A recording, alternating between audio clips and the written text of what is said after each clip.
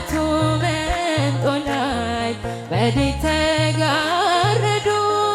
ሰባቱ መብራቶች ወዴት ተሰናዱ? ታናሽ ሙሽራ ነሽ የ15 ዓመት ባንቺ ላይ ሲፈጸም እንግዳ ስርዓት።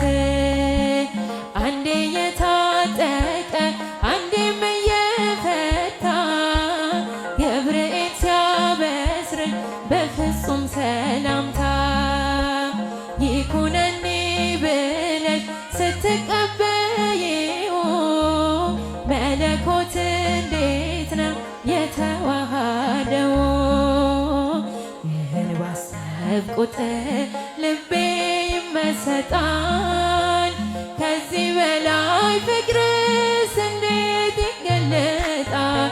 ሰባቱ መንጦላዕት ወዴት ተጋረዱ? ሰባቱ መብራቶች ወዴት ተሰናዱ? ታናሽ ሙሽራ ነሽ የ15 ዓመት ባንቺ ላይ ሲፈጸም እንግዳ